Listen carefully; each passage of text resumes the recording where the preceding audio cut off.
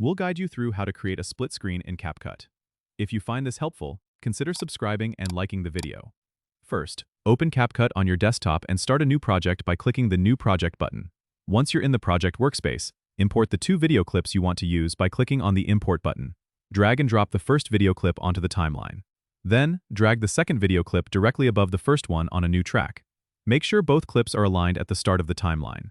Next, you'll want to resize and position each clip for the split screen effect. Click on the first clip to select it, and then use the transform controls in the preview window to resize and position it to take up 1/2 of the screen.